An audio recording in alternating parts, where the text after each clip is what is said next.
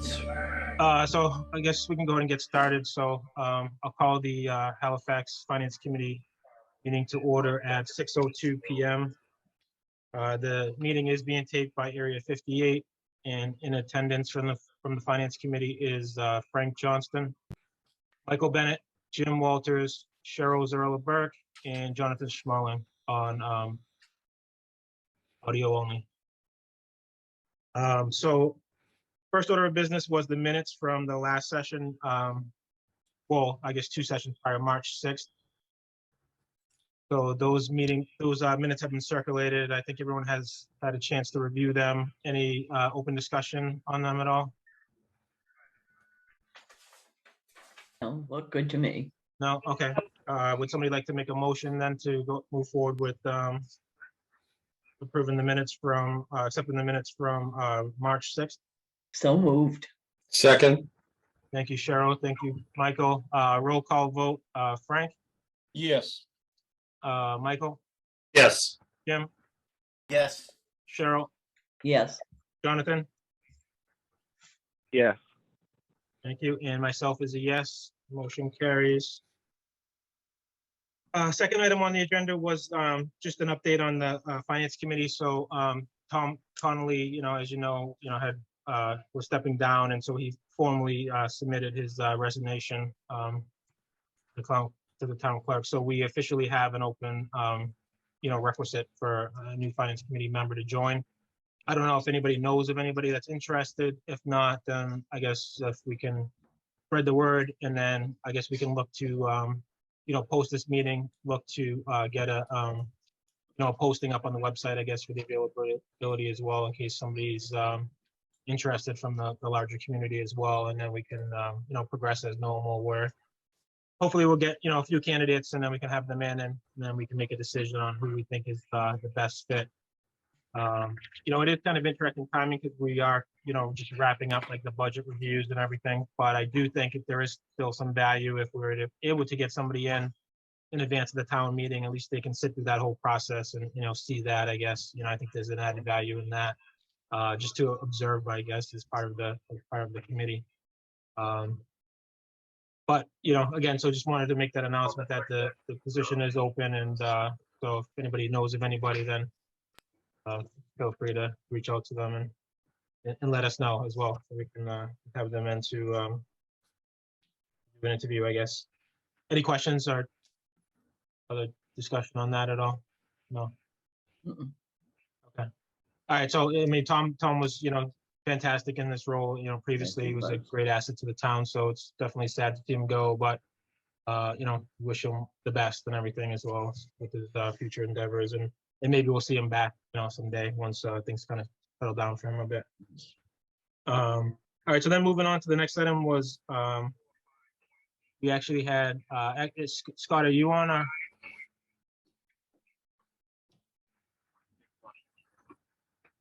not sure who that other number is that's dialed in, I guess. So we had Scott targeted for the ADA compliance. I don't know, Cody, if Sandy, maybe if you've heard anything by chance back on him. So Scott did send me a letter or what he would like to be included in the 500,000 on the. Oh, you want to mute? Sorry, I put it on the OneDrive, and if one of you would like to open it up on the OneDrive, and okay. Yeah, I can do that. Just bear with me. I just I was running a little behind today. I just got off of the train and everything, so I don't have my. I just bear with me 1 second. I just have to put up the email and everything. It says so. It starts 500K. Okay. Did you see it? I'm here. Sorry, it took me a minute to Oh, get my hi, phone Scott. unmuted. Sorry about that. Oh, hey, Scott. Do you have the sheet handy, I guess, to share by chance? Or if not, I can dig it out of the folder here. I've got my papers in front of me. So Yep. Okay. But he's on the phone, so he can't share it that way. But if you can get it off the OneDrive, that'd be ideal. Okay, just bear with me 1 second. Yep.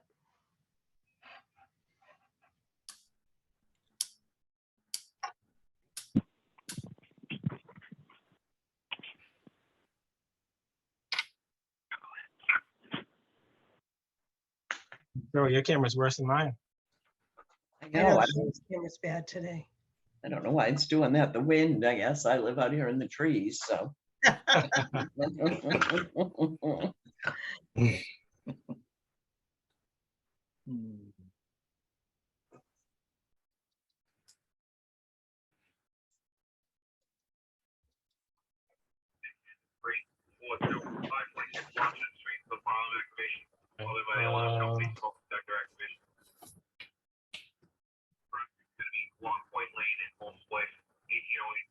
Somebody's got a radio going on in the background, a two-way. Yeah, nothing.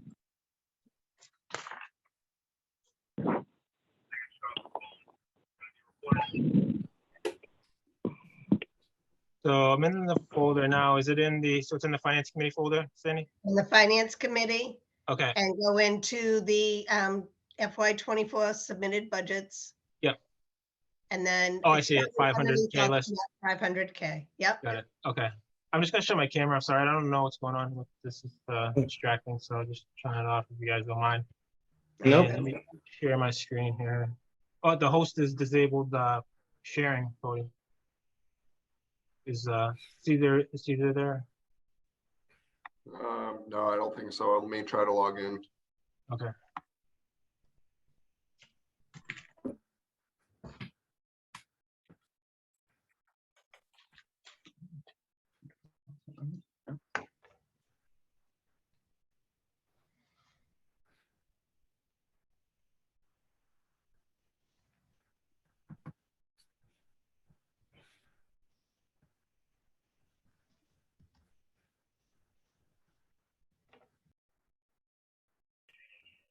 You may want to start just going through it. This may take a minute.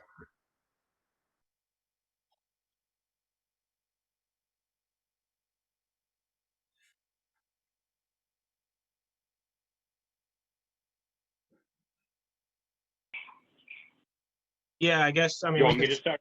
start, I guess. Yeah, if you want to go ahead, start, I guess. So I have it up. I see. So you have it broken into sections just for those that can't see it yet. So you have town hall, library, water department, it looks like, police station, fire station, et cetera. So I guess if you want to just start going down the list. Yeah, so what I did is I tried to thread the needle with things. I didn't take the biggest things, and I didn't take all the tiny small stuff. All the little small stuff we're gonna be able to do with our own regular budget for the most part. The big giant stuff, you know, one or two of them could eat this entire amount. So I tried Yeah, to go sure. for the most bang for our buck just to get started. So a lot of pretty much all the buildings you'll see, it says install directional signage inside and outside of building to include braille signage. We don't have any braille signs anywhere. We don't have signs on a lot of offices. So that holds true in almost every building. The town hall says upgrade railing systems on stairs at main entry and side entry. So when you come in the main entry, where the aluminum ramp is, those railings don't meet code, and nor do the ones on the stairs facing Hemlock. So those all have to be taken off and reworked. I have on there renovate to add a platform lift to create access to the stage in the Great Hall. I don't have a figure yet from the elevator company, but I have a figure from other elevator companies, so I have a number. That's not too bad. Install the railings on concrete stairs to the right of the main entry stairs. When you come from the main parking lot and you get the main doors in front of you, to the right, there's a set of concrete stairs that no one ever seems to use, and they have no railings. They need railings. We have some thresholds that are considered barriers, specifically in the Great Hall, leading into the Great Hall from the stairway and from the kitchen. Those thresholds need to be removed and then filled in. We have no less than 11 fire-rated doors that lead to offices. They need to be widened and replaced. Being fire-rated, they're of course going to be more money and a little harder to work on. In widening the doors, almost every single time we widen one of these doors, there's a light switch next to it. And who knows what else is going by it in the wall. So that accounts for 11 of those. Replace double doors at main entry. So those are the main doors that everyone walks in and out of every day. Those double doors, we already have an article for those that's going to help. But I allotted a little bit more in here because we may have to upgrade our automated opener. Right now, when the doors are closed, the arms that activate the doors stick into the hallway too far, so they're considered a protrudence. I forget the word, but they stick out too far and they're not high enough to be out of the way. So we may have to replace that opener. We may also have to replace the double doors facing Hemlock Lane. I'm not sure on that yet. We have to do a little more investigating. Put that on the list.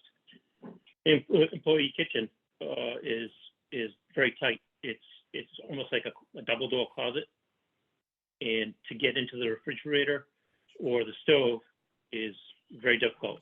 It's difficult for an able-bodied person. I can't imagine for a wheelchair. So we could.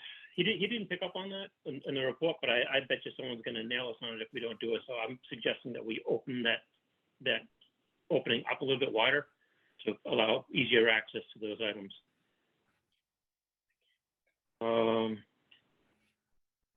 So modify, update railings in the rear stairwell and the stage stairs. So the rear stairwell is the one closest to Hemlock Lane. And going up there, the railings are not compliant, so we'd have to replace them. And then the small set of stairs that goes from the hallway up onto the actual stage in Great Hall, there's no railings, so we need to add railings there.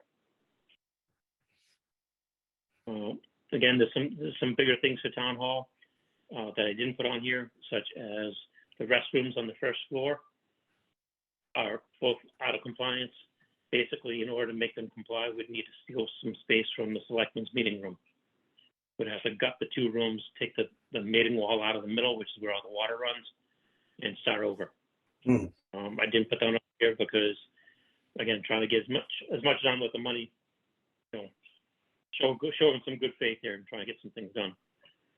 And what's the need for that, I guess? Is that just to install like a double wide, like handicap stall, I guess, or like what's the? Yeah, so I have my book here. I can pull it up. I actually sent Sandy the full report, so you guys can read through it at your leisure if you have. Okay, perfect. Yes. It's like about 200 pages of light reading. Oh, It's geez. so in those two bathrooms, the closet is too close to the wall in front of it, and too close to a wall on the side of it.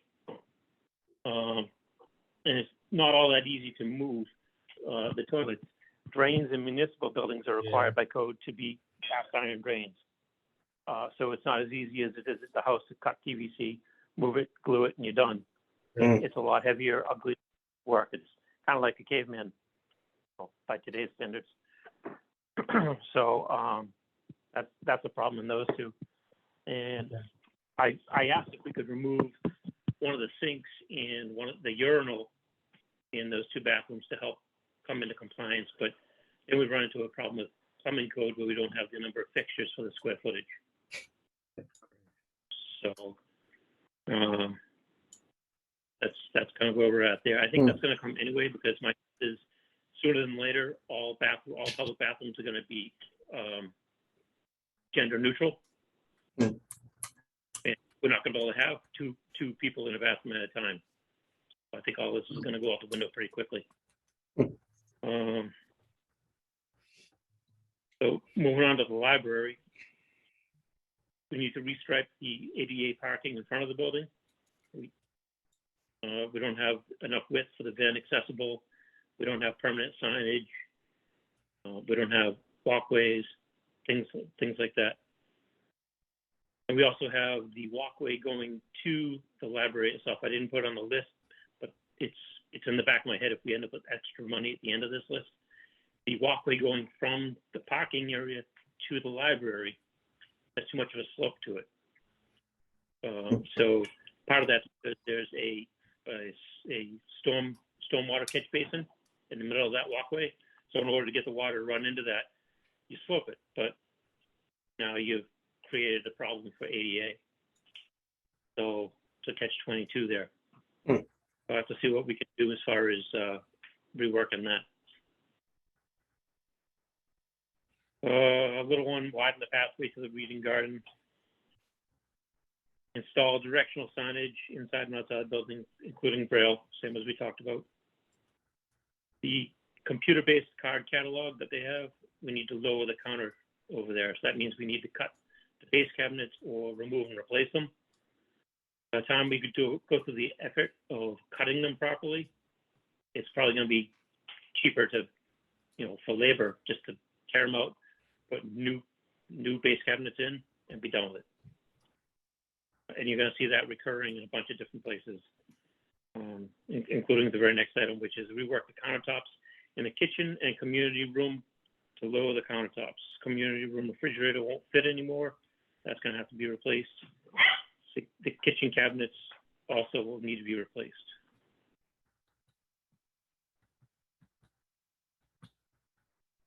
In the children's playroom, there's a sink that's intended for the children. It's only about 2 feet off the floor. It's always been a problem. The kids play with it, and no one plans on using it until the kids play with it and overflow things, and then we have to clean it up. So what they've asked in the past is to remove it all, build some floor to ceiling cabinets, wall to wall, and get rid of the sink altogether. So we're going to do that in this situation because there's some issues with the sink that make it non-compliant. So sometimes it's easier just to get rid of the issue, and that's what we do in this case.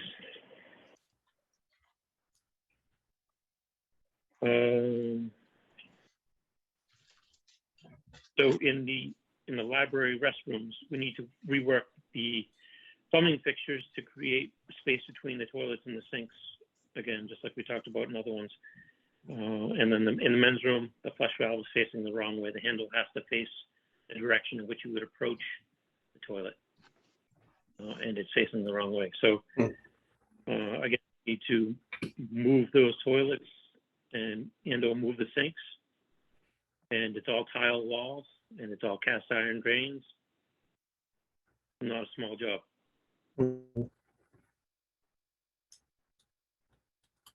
Next to the water department. Water department doesn't have any set aside parking for ADA. It's just water department parking. So we need to stripe an event accessible parking space, put up the proper signage, things like that. Once you get out of the car at that event accessible parking space, the ramp going into the building is too steep. So we need to demolish the existing concrete ramp, put a new one in with a gentler slope. By the time we do the gentler slope, it's going to run 30 feet from the building. So your mind tells you want to put the van accessible space close to the building, would actually put it further from the building, so it ends up closer to where the ramp ends. And that ramp would probably end up looking a lot like the setup we have at Town Hall with the bollards and the ramp running behind them. Once you get up that new ramp, we have to remove, widen, and replace the main door. That also gets rid of a threshold issue there. Once you're inside, we have 4 more interior doors we need to widen. We have to lower the front service counter. Again, install directional signage, inside note, braille. And we've got some doorknobs in there that need to be replaced with levers. There's a countertop that doesn't really get used that's sticking out too far. We're just going to get rid of it. And then we have to rework the kitchen and counter area to allow for someone in a wheelchair to roll up to the sink and have space that needs to go into the sink. Y'all with me so far? Oh, yeah. Yes, sir. Okay. Now the rear steps at the water department are just plain old lumber, and they've been taking a beating with the sun. They're completely non-compliant. If you have too long of a run of steps, you need to have like a resting space in the middle, a place to stop and catch your breath, let someone else go by if they need to.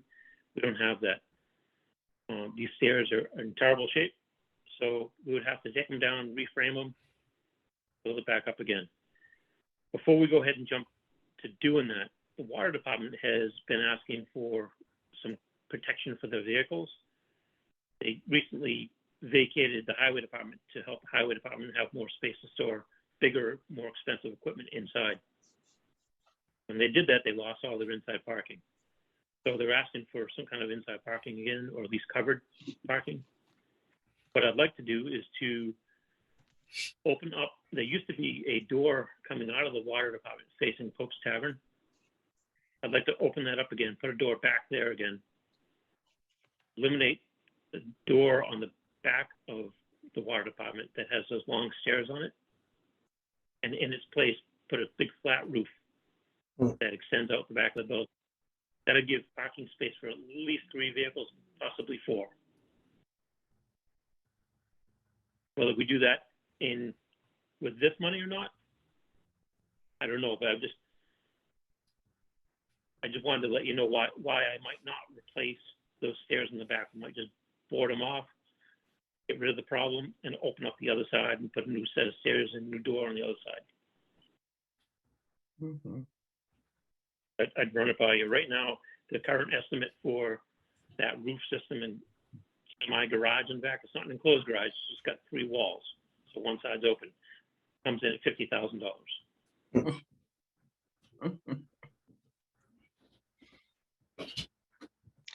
Have you talked to water about that, Scott? I have, but they were all for it. In fact, they were all for it a year and a half ago when we first talked about it. And we haven't gone after it because prices being what they were, we were already stretched for things that we had to have. So it fell by the wayside. But they have been kind of stomping their feet lately, asking what we were planning on doing for them. And they were helpful. They got out of the highway department because they saw the need down there for the water department to house bigger equipment. So I think it's fair play now to take care of them.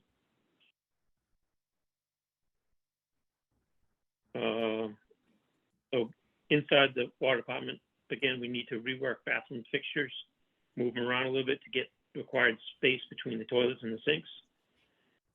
We have to put padded wrapping on the plumbing that sticks out under the sink, so someone in a wheelchair doesn't hit their knees. We need to remove some of the grab bars that are in there because they're installed incorrectly, and move them and buy new ones and rework all of that. So that's it for the little water department. Todd, I got a question here. Go for it, Frank. Yeah. Scott, regarding the parking shed to the back of the building, that $50K was for the construction phase of that, and is that correct? Yes. Why would we be using ADA money for that? That's what I said earlier, is I don't know if we would do that with ADA or ARPA money, or if it would come out of water money. I was just letting you know why I might not put those stairs back I don't want to rebuild those stairs, have them torn out later. That's all. I was just letting you know why I wouldn't go back with those stairs. Okay. Okay, makes sense. Yeah, exactly, Frank. I think, that would need to be like a separate article, I guess. Like, we definitely don't want to commingle other activities with the ADA allotted money. Like, Right. we definitely need to be careful with that. So like whatever the 500,000 should be specific ADA compliance specific items, right? But to the extent where there's a value add that could be tapped onto it, I guess, there's no harm in doing that, I guess, but I think it makes sense to have that as a separate article request. Yeah, because that's 10% of our ADA money. Yeah, right, which is substantial. Yeah, and then, right, exactly. And then once you open up to one, like, how do we know other things don't, right? You need to have the proper governance and oversight of the ADA money to be solely allocated to ADA specific items, right? Otherwise, it's, it can become a problem. Yeah. Thank you guys and everybody. But I guess so. Just staying on that point, I guess so. What's the best way to address that? I guess Cody or Sandy, do you have any thoughts? I guess on that. Should we ask them to push forward another article? I know it's pretty late in the game here, but We could ask them if this is something they definitely want to get done yeah, this year. We could ask them if they want an article placed, since it looks like Scott's already done some of the work as far as trying to find out how much it cost. yeah. Just to Scott's point, right? We don't want to do work and then have to just pull it out. So we need to kind of decide up Right. front, right, whether or not we're going to move forward with that or not. So Yeah, they might have held But off this year because they have the big article in to do the rehab of their treatment plant. I'm not sure. So, okay, I mean, I could talk to them tomorrow and see if, I how they also want to feel be about clear. it. I mean, If they just- don't do just it this because we year, they do- might do it the year after, so. Right, that's what it says. yeah, But it would and definitely come just out of because- water money.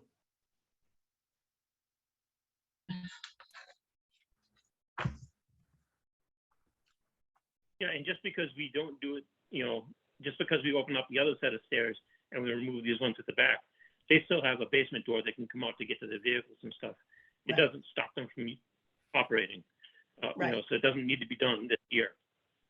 okay, yeah, They did just buy some, cloth sheds out there they keep the vehicles in. So it's not like it has to happen right now. I just want to let you know my mindset as, again, why I might not put it back the way it was. That's all.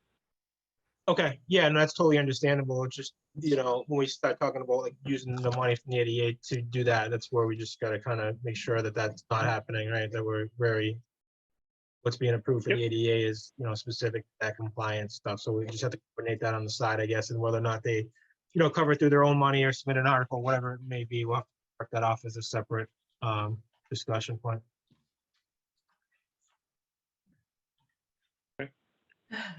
So that's the last thing for the water department. The next one up is the police station.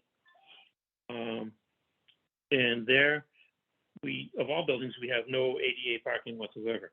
So we need to come up with a spot that's contiguous with the ramp, so someone doesn't have to walk across traffic to get to it. So we'll have to stripe a van accessible parking space, install the proper signage, and make a safe walkway for them. And at the main entry stairs outside, we need to try and modify the existing railing. It's going to be cutting and welding on site. It's going to be a tough thing to try, but it's way cheaper than starting over. So I want to attempt that. Then we have to modify the bottom section of the existing ramp. The bottom section of the existing ramp is not level and has a gap in it it's more too abrupt of a change. So wheelchairs hit a bump. It's not smooth. Someone with brittle bone disease or whatever would have a real issue with that. So we need to fix that. That could include grinding or pouring a new section. Again, the signage inside note braille. We have to lower in the public lobby. We need to lower one of the service counters, and we have to lower the drop box for forms. And if you're looking at the paper I put, it says panic room after those. I don't know if anyone here knows, but if you go into that lobby, there's a big red button. If you hit that button, all doors lock and dispatch is notified. Right. And you are in a fireproof, bulletproof room. So if you're getting chased, that's where you go. So Yeah. it's all wonderful, except when you have to bolt things to the wall or move openings. So that's going to take a little bit of work. So they're all steel walls. So it sounds like a little thing just to lower a drop box or to lower a counter, but it's all steel walls. So that's difficult. It's Scott, That's it. excuse me, Scott, the bathroom in Tony's office, is that just not on the list, or we already started addressing it? I was going to do that because that's going to come out of our regular budget before this, so I wasn't going to put it in here. Okay, that's fine. I didn't see it on the list, so I was just wondering. Yeah, so what the chief's talking about is, we have an admin restroom that used to be for dispatch. And we've had some trouble with it lately and started looking at it, and that's one of those ones where it's too close. It's too close to 3 of the 4 walls. The only wall it's not too close to is the wall it's mounted to. So the only way we could fix that would be to bump out the front of the building and to move 2 interior walls. So it's just not worth it. So there's another bathroom equally distant away from the desk that bathroom serves. So we're just going to take that bathroom, dismantle it, disconnect it, and turn it into a closet. Get rid of the problem. It's just far cheaper. So we already took the toilet off the wall. We just have to get the plumber to come back and disconnect everything else. So there's not a lot at the police station or fire station, only because a large portion of the problems there are overlooked, because in order for someone to hold the jobs there, they need to be fit for duty. So that's why you're going to see less of these 2 buildings. The fire station has installed directional signage inside and out rail, and we have to lower some light switches. That's it for middle of the road stuff at the fire station. You guys will see in the report, if you open that full report, some of the bigger items are, there's no way possible we can build ADA access into the chief's office or the admin office for the chief. So if our current admin over there leaves and we hire someone else that's wheelchair bound or has a walking issue, they can't get into that office. We can't build a ramp outside of the office because that's where we park fire trucks. We'd lose 2 parking spaces of fire trucks. Can't do that. So the only option is to cut a hole in the outside of the building, create a whole new walkway from the parking lot. It turns into a bit of a deal. So I didn't put that on this list. Highway department. There's no ADA parking down there, and in order to put one in, we need to pave a spot for it to exist.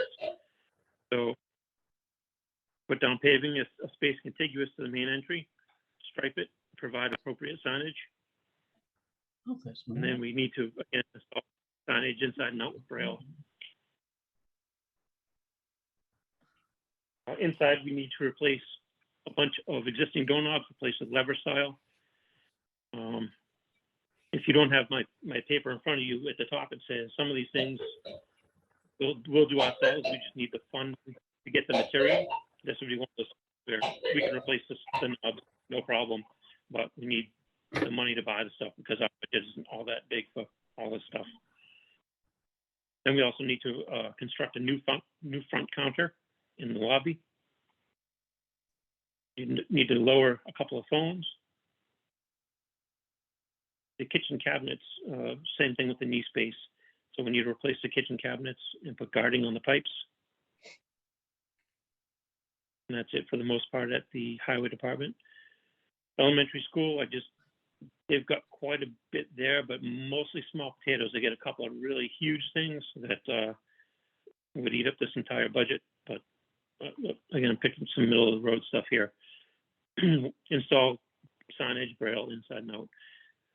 Stripe required spaces contiguous to the sidewalk and provide appropriate signage as directed. So currently, the only ADA parking we have is in the middle of the parking lot. It's not up against the building.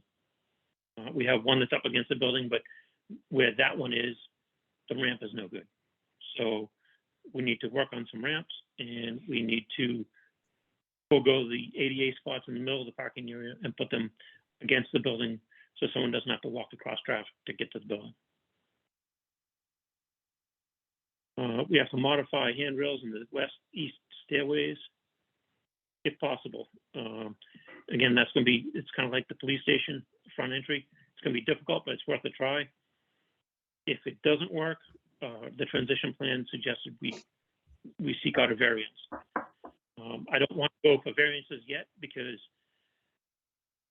they only allow you so many variances. If you start abusing it, they cut you off. So we want to save that for the things that we really can't do, either we really can't afford or physically are impossible without redesigning the buildings. I want to give that a shot.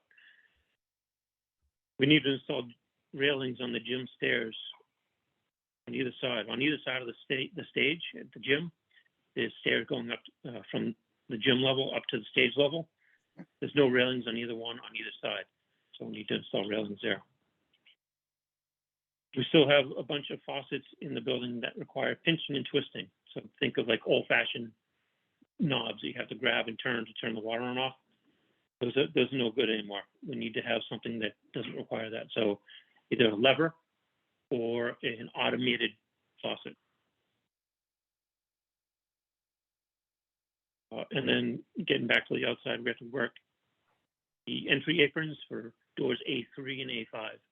Those are the biggest offenders right now for ADA access, considering where we're going to put the ADA parking. So that's all I put on my list for now. I left a fair cushion on here because we don't know what's going to happen with pricing and availability on materials. And if we end up with extra money, great. We'll go after more things on the list. We're not going to turn it back. We'll just get more things done. Makes sense, yeah, and it's obviously a long list of items, so you definitely have your work cut out here, I guess. Is there, like, how extensive is the list beyond this, I guess, though, for as far as becoming ADA compliance in its entirety, I guess? Because this is just what you kind of hope to try to tackle this year, right? There's much more Yeah, beyond this. so what I just read off is what I want to tackle this year. Yeah, We've got some other larger items that we're going to have to go after in the coming years. okay, There's 2 interior ramps at the school that are non-compliant. I don't know how you approach that. You know, it's they're poured in place, they're concrete, so they're off by like a couple of degrees. So do you put skin coat on it and try and build it up? Yeah. Things like that. We're really gonna have to go after, and I'm trying to think ahead. Or if we do this, as the ramp gets longer, are we getting in the way of something else that we're fixing today and we have to tear it out tomorrow? That kind of thing. But I did send the full report to Sandy. I think she was gonna put it up on the OneDrive, and you guys can all read through it. You can see what I picked, what I cherry picked out of each Yeah, building. And this doesn't touch on every building, right? So like the old schoolhouse, the blacksmith shop, they each have stuff, but we use them so infrequently. I wasn't going to put money into them right away when we have other ones that are so glaring. yeah, I mean, in some of these you can, I think, definitely do concurrently, right? Like the Braille signage can be installed in, like, say, all the buildings at once, I guess. But are you thinking about giving any priority to any specific buildings, I guess, as you kind of go through it, or how do you plan to approach that? Well, I'm hoping to get multiple crews once we have money available. Yeah, I don't want to rely on one crew, and we've got different crafts here, right? We've got paving and concrete, we've got carpentry, we've got plumbing, we've got, so it's not like we have to do one after the other. We can have multiple forces at the same time. right, yeah. Okay. And I guess, so one last question, and I guess I'll open up to you guys if you guys have any other questions, is as far as the contractors, I guess, have we already kind of identified the contractors that will be doing some of the work here, I guess, or is that still up in the air at this moment, or? Yeah, well, we're going to approach it like any other project. Once the money's there, or on the eve of getting the money, we're going to be asking for prices on a bunch of these things, to the penny. And the next day, if this is all voted on a special election, then the next day I'm going to pick up the phone and say, okay, it's a go. That's not a go. This is, and get it done. Okay, but so we'll go out with like multiple quotes, I guess, so that way we're like trying to get the best price where we can and things of that nature. Yep. Yeah. Okay. Yep. We'll approach it like any other project. Get our few prices. Sure. Go with the best price we get. And Okay. we do have a couple of contractors that we've already used with good results.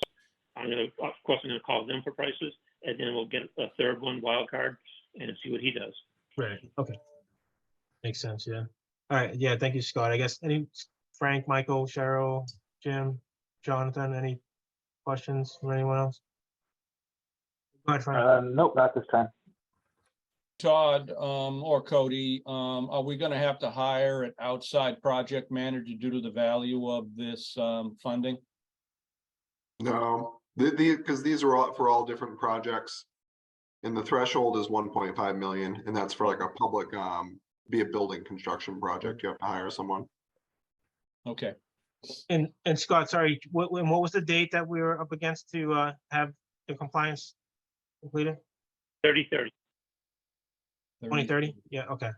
So, Yeah, it's a little ways out, yeah, which is good, I guess, yeah. six fiscal years then. Yeah. Yeah. Yep. Okay, so yeah, so Sandy, if you could publish that in the, I that just would- put it on the OneDrive right now. awesome, all right, thank you so much. So You yeah, can look at it later. yeah, perfect, yeah. Okay, anything else for Scott before we let him, Well, so I have a question. Are we approving or are we voting on just the total amount? Or are we voting on the list and the itemized list? Because if we're going by the list, I'm curious to understand why, with the exception of the roof at the back of the water department, nothing else has an estimate on it. It's all just subjective, let's do these things. And I guess in my opinion, and I could be wrong, and I'm happy to be educated, but I think it's our responsibility to make sure that we're looking at that level before just approving it. So yeah, go ahead, Sandy. I was just gonna say, the idea was to supply him, because all of these things, it's gonna take time. He's gonna have to do this over the year. Mhm. Prices are changing so fast. We wanted to supply him with a sum of money to get as much of this list done. There's a possibility that as the prices come in, that he may not get all of this done. We were going to phrase the article to include but not limited to, as a way of allowing him to do what he needs to and do as much as he can of that list. That was the idea behind the original proposal.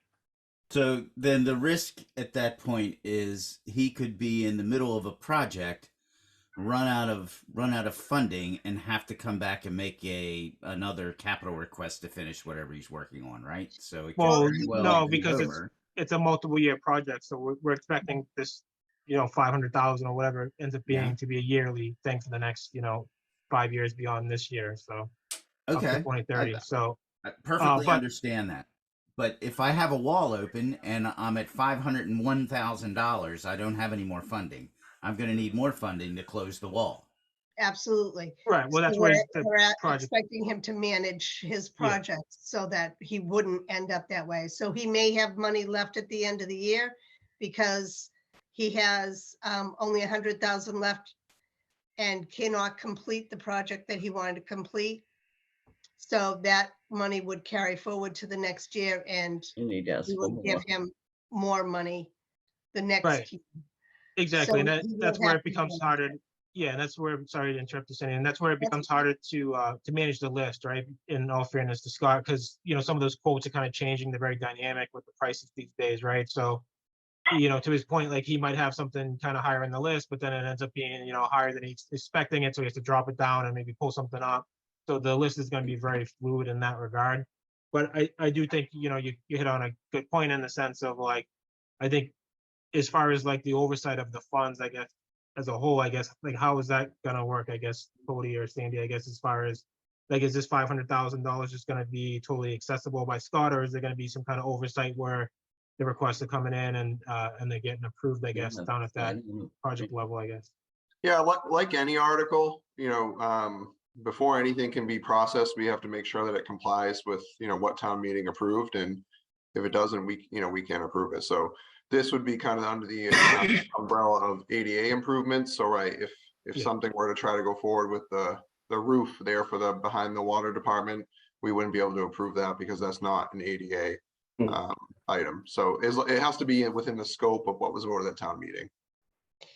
And most of the things will have to be procured too, because they'll be above a certain level.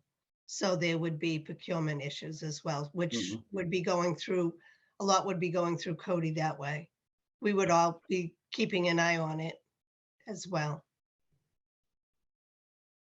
I'm working on a purchase policy that will be rolled out quite soon townwide, and every expenditure over a certain threshold will be reviewed and signed off upon.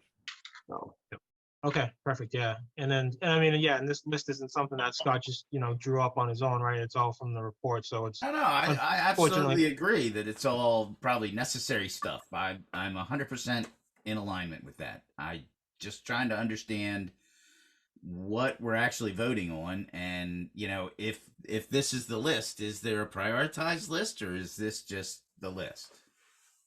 so this is part of the list, right? That's List, what he was okay. saying is, the list is much more extensive. So Sandy published the report in the OneDrive, so, you can take a look at that. I think he said it was, over 200 pages in there, so the list is much greater than this. This is just the list that he's hoping to kind of tackle this year, knowing that it kind of goes beyond this year. But again, he's trying to be as fluid as he possible with the funds. So these are all items that he'd like to try to target if the funds allow, right, or to the extent where they allow. Right. At the end of the day, like, we, come 2030, we have to be in compliance with all of the items on the report, so they have to be completed by then. So really just the first leg of, chipping away at the list, if you will, to the best of our ability, and, kind of going from there.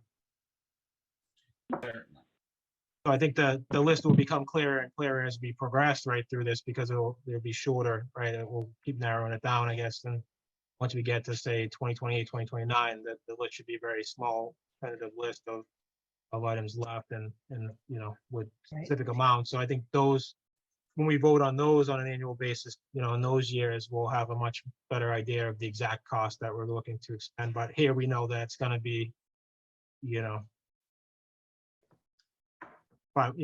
significant, money for the next, several years to come. 6 years, yeah. Yeah, So keep in mind too, that this is coming from free cash, which that number varies from year to year. yeah, There may be a year that we cannot afford to give 500,000 towards this. Mm. But this year we can, so that's one of the reasons why we are doing it. yeah, agreed. And yeah, and so one of the things we want to do too, right, for next year, or, really over the summer, is nail down a financial policy as well, right? And I think part of that should be, building up our stabilization funds and stuff like that. We should have a policy that kind of covers that, right? Like we kind of Yes. previously. So, so that would factor into the whole free cash element as well, right? So there's probably a good chance that we, we may not have the full 500. Is that on Sandy? So, Todd, I have a couple more questions. yeah, go ahead, Frank. Sure. I want to circle back to Scott real quick. Scott, this is your fiscal year 24 list, is that correct? Yes, And you had mentioned that you left some money in reserve out of the 500,000. So on this list, or this list you've proposed here, how much money are you leaving in reserve here? I'm figuring about 30%. 30% of the 500?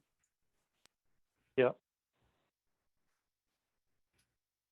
Because keep in mind, a lot of this is, it's all rework, right? So we open a wall, we don't know what we're getting into. I don't have to come back to the well, and I don't want to have my list of things shrink. I don't want to have a bunch of things not done off the list. So I'd rather do more than I presented on the list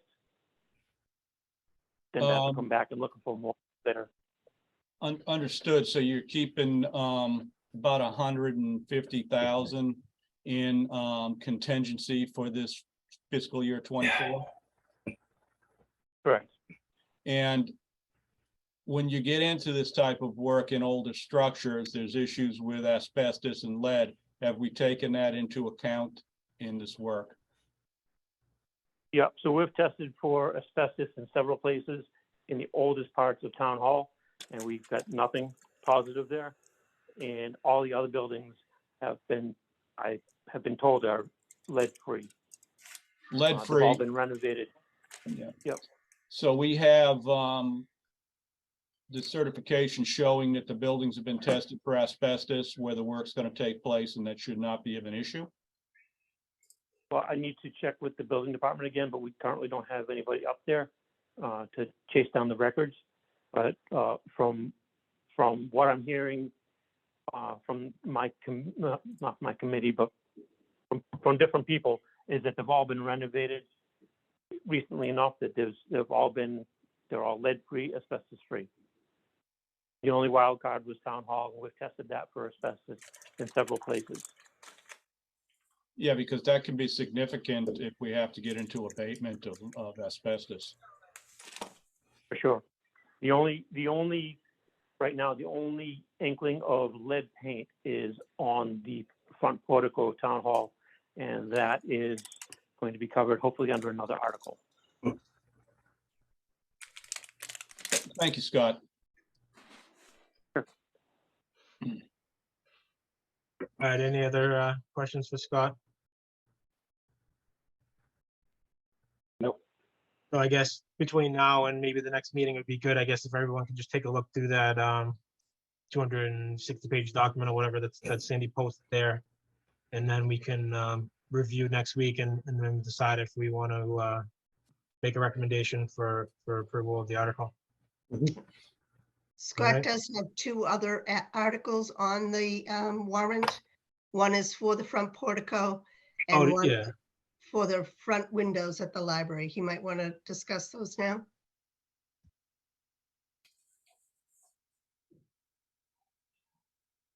Are you ready to cover those two, Scott, or? Oh, sure. Yep. I thought you guys were talking. Yep. So the library, the windows at the library, the ones we're talking about are the ones facing 106. They have the kind of pointed top. You can see the chandelier through when you're driving by. That entire window system is twisting. And every year we replace at least one, sometimes three panes of glass that shatter and crash to the floor. So it basically needs to be taken apart, demoed completely, and reframed, and new glass put in. What I would like to do is I'd like to blank off the two center columns, the two tallest columns, and raise the bottom up a little bit. The library is going more towards ebooks, and they have a lot of functions inside the library, such as where the parents come drop the kids off for story time. And now maybe the kids are in for an hour and a half. They don't have time to go anywhere, so they'll sit around. When we replace the windows, what I would do in those columns is I'd like to put in a fake fireplace later when there's, when we can do it ourselves, we're not pressed for time. But to prevent the cracking glass from getting worse, rip out that entire system, reframe it, put in new glass. That's our north exposure. Putting in, getting rid of some of the glass is going to also help with our heating costs a little bit, for whatever it's worth. So that's the glass. The other article is the portico at the front of Town Hall. You're facing Town Hall, and you're looking at that front porch. Noticeably, the right-hand section of the upper porch is sagging. I haven't noticed it get any worse, but I don't want to wait for it to get worse. I want to find out what's wrong with it and fix it. So it sounds like I had a structural engineer come look at it. We opened it up a little bit from the top, looked inside, got an idea of how it's framed. I'm guessing it's going to be around $45,000 to basically tear that down, leave the columns in place, leave the upper roof in place, tear the porch off, reframe it, put it back together, take all the railings away. That's where we thought there might be lead paint. So we'd take them, remove them, send them off site, have them remediated, sandblasted, painted, bring them back and put them on.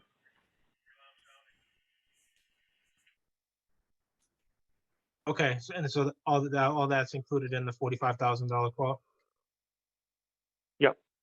And I believe it came in, I believe the window system came in at $42,000. Yeah, 42, I see. All right, so why don't we start with the portico, I guess. I think that's a pretty obvious one, I guess. It's a, pretty big liability if somebody were to step out there and something that were to happen, right, as well, so. Any open discussion on that, or questions from Todd, or? I just want to confirm that that price for the portico includes the lead abatement work. It does indeed, yes. Okay, And again, so I've gotten prices today, but I don't know what the price will be in 4 months. You know, so we're hoping it's the same, but yeah, I was just curious to make sure that we're including costs for the abatement services for some of these older things that we're going to be doing, because there's a high probability that that cost is going to be looming. right.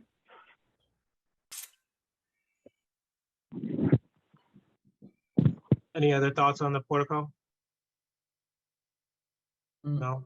Would somebody like to make a motion to approve the $45,000 request to renovate the portico?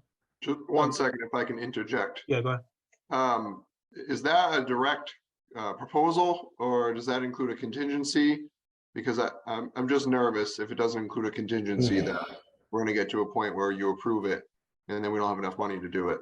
And I don't have the proposal, so I'm not sure if that includes a contingency or not. I didn't do the math to know what the percentage is, but I added $3,000 to the portico and $4,000 to the windows. Okay, we should probably add a little bit more than that. I mean, we're seeing Okay. 20-30%, so I would recommend we add at least a 20% contingency to the project. That would make it an even 50,000 then?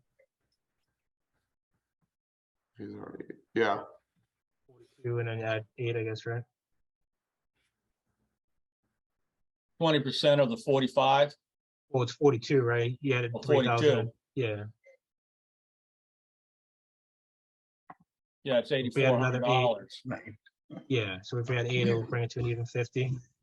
mhm. Okay. Would somebody like to make a motion to approve the town portico, all portico article for $50,000? So moved. Second, Thank you, Michael. Thank you, Cheryl. Roll call vote, Frank, For the town portico, yes. Michael, Yes. Cheryl, yes, Jim, Yes on the portico. Jonathan, Yes. and myself is a yes. Motion carries for the 50,000 for the portico. In regards to the library windows, that was, you said what came in at 38,000? Is that what? The windows. I didn't bring all those figures with me. I was only thinking about 88 tonight. Oh, okay. I believe It's the windows 42 came on in the sheet, but I think you said you added 4,000, right? Yep. Okay. So 38,000.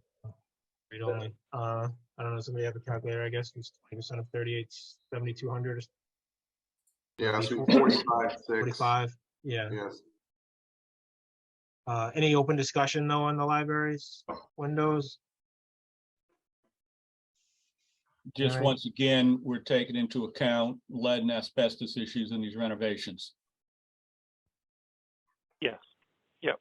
We're free and clear over there. Would somebody like to make a motion to approve the article request for 45,000 to update the library windows? So moved. Thank you, Frank. Is there a second? second, Thank you, Michael. Roll call vote, Frank, Yes on the library windows. Michael, Yes. Cheryl, yes, Jim, Yes on the library. Jonathan, Yes. and myself is a yes. Motion carries. Okay, so I think that's it for you, Scott, then, right? And we'll take the vote next week, Scott. We'll reach out if we have any questions once we go through the document. Hopefully, you know, there aren't any. If there are, we can maybe just shoot you an email and kind of go from there. But I think the list was pretty comprehensive, and thank you for all your time stepping us through all the details there. Really appreciate it. No trouble. All right, thank you so much. And Steve, apologies, you can't thank you enough for waiting. I know we've kept you quite some time, so apologies for that. I have, before Steve starts, I got a question for you, Cody. My sister-in-law is works there at the recycle center. So is that a conflict with me, what we're getting ready to go through here? No, no, if you were gonna vote on the wage, even that I don't think would be, but you could consider recusing yourself on that, but Okay, no need, no conflict. so there's no conflicts on my end and with Susan? No. Okay, all right, thank you.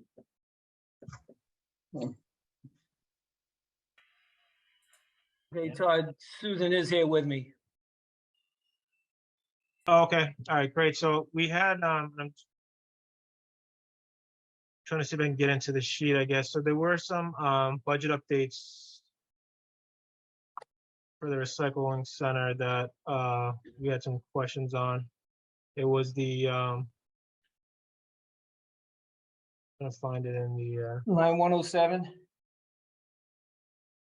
yes, exactly, yeah. So 107, 108, and 109, the three of them. So 107 was the recycling center expense, the hazardous waste collection on 108, and then the trash collection disposal in 109. So, so we had just some questions on the details behind the rationale for the increase. And then there was some questions, if I remember correctly from the last meeting, was just in regards to some of the fees that may be charged,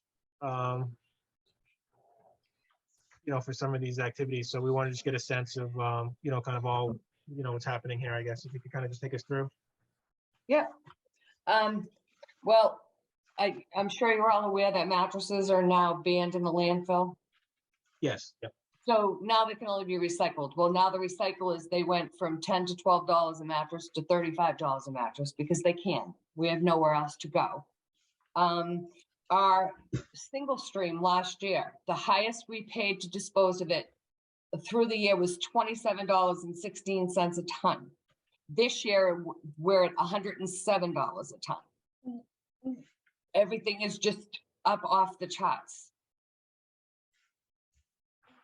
And just on the 22 to 23 town meeting, I asked for 45,000. That's why that number is 39,000. That's what I was approved for.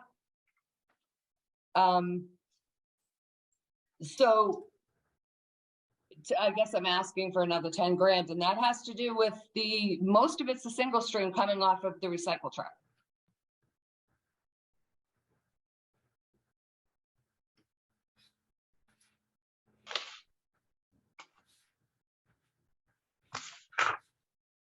How much is that break down to, I guess, or? Well, every month it's different. But we were, like I said, last year, we actually got money back for a little while, like $6 a ton. And the highest month we had was $27. We're averaging anywhere between 102 and 107 a ton right now from July 1st. So those are the numbers I'm basing the new budget off of, because nothing seems to be going down. So our $50 fee is supposed to pay for that. Is that correct, Susan? Yes. So obviously that number doesn't work anymore, correct? No. And I know I saw, we saved this for later, but I guess has that been taken into account for the fee schedule review that was being done? That we have gone up on all our prices. We started March 1st. I have that. To pull in some more money to help that's the bulky waste budget, not this budget. So yeah, we've gone up on our fees. Okay. And hopefully that will help bring some more money in. And we've also gone up on the bag prices too. I noticed that. But the $50 fee is still stagnant at 50, still static at 50. We haven't raised that. Yeah. It sounds like that's something we probably need to need to. discuss. Yeah, exactly. Yeah. If we're Yeah. losing, Yeah. shouldn't be in a position where we're losing money, right? Yeah. So that $50 fee gets voted by the selectmen and it goes out, it's billed out every September. So usually they look at the cash flow for the recycling. Yep. And they make a decision as whether to increase it or not. So that, there is a chance that we could increase that fee for next year. Starting in But not September. until September. Right, Yeah, because I remember because it's a one-time bill. Yeah, right. I remember last fall, I remember that conversation with selectmen. And it Right. stayed at 50. Everybody voted for 50 on that. Yeah, well, it's a tough one because It is, people but don't this even is- like paying the 50, but Yeah, but at $107 a prices ton, go that's up. an extremely tough one. that's right. You're right. Yeah, the town's not, can't afford to we subsidize can't that, so. sustain that.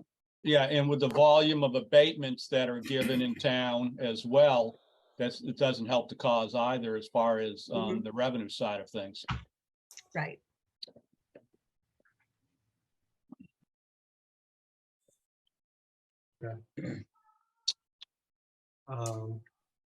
I guess, questions for Steve, Susan? I don't have any questions. No, they have. Oh. No, yeah, just the other committee members, anybody have any other questions or? Just on the bulky that you raised the prices on, is that taking into enough consideration, Steve and Sue, regarding, are we positive or are we going to be negative on the bulky as well? We should be positive on the bulky. We're actually now charging for metal, which we've never done before. But I researched a lot of different towns and they're all charging $20 for a dryer and we're taking them for free. So now we charge $10 for a dryer. Once the people get used to paying, then we might creep up a little bit because they're angry. They don't want to pay $10. They want to get rid of it for free. So they were a little spoiled. The highway actually takes care of all our metal, but there's still a cost of Steve's crew and gas to bring it over to Hanson to dump it. So no, like I said, we charge for it, so that will help.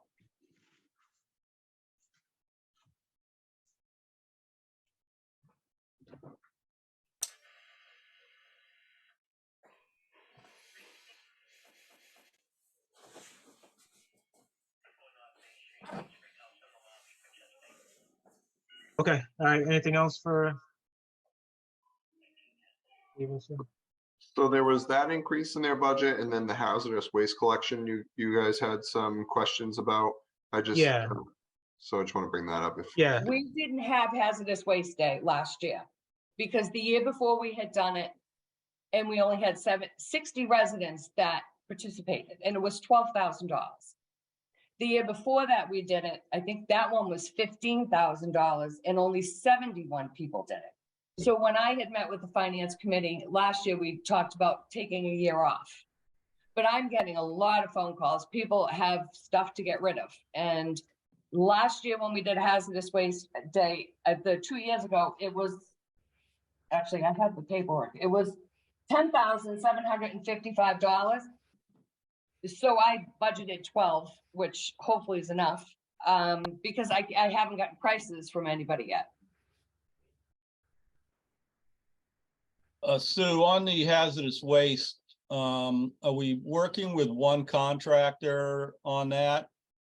I called the contractor that's on the state contract and I'm waiting to hear back from him. We did it, when we did it 2 years ago, we went house to house and it was actually less expensive because we didn't have to pay a setup fee. Yeah, Right. right. Yeah, those hazardous waste roundups that these haz waste companies come in and do at your facility are expensive. Yeah. So that's why I was asking if we're looking at other contractors instead of just the primary one out there, or are there only one hazardous waste contractor on the state system? No, there's a few. I went with the one we went through before. They were also the cheapest, which is ACV. And they're the ones that go to the houses. A lot of them don't go to houses. It's just a setup. Right, exactly. So you went with, who'd you say, ATC or ACT out of, ACV. yeah. Have you looked at Heritage? No, I can't. Heritage? Heritage Environmental, this is, the waste collections is a big business for them. Okay, I'll give them a call. And Veolia is another one. Okay. VIOLE. VEOLIA, Veolia. Okay, They compete with direct head-to-head with Clean Harbors. okay. And Sue, what makes up the other $7,900 or so in there? On the CRTs went up, the TVs. Oh, okay, yeah. Those we actually collect the money for. So, the 75 comes out of that account, but the money also goes back in from what we pull in from, Yeah, at sure. at the center. Right. Are we using one contractor for all of the universal waste, or how does that work? The electronic and universal? Are you talking like the bulbs and stuff? Yeah, the bulbs, the computers, the monitors, the keyboards, the universal, as well as the electronic waste. All the electronic waste is together. As far as like the bulbs and stuff, we actually get rid of them for free because we're a CMAS community, and CMAS doesn't want them in the trash. So those are a freebie. Yeah, we deal with one company. We've dealt with them for a while, and they were the best price in town. I did find a new company that I'm going to talk to, but I don't have any money left, so we're not getting rid of TVs until July. And then I will go with them because they're a lot cheaper. So CMAS takes all the bulbs, both the fluorescent, the compacts, the mercury, the HIDs. Yes, not CMAS itself. It's a company called CRTR. And they're just a company, and then they bill CMAS for it. Okay, all right.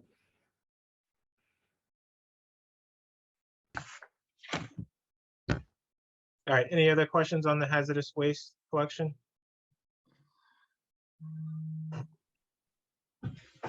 And then the other item was the trash collection disposal, which I think everybody was generally okay with last time. We talked about just going up. But any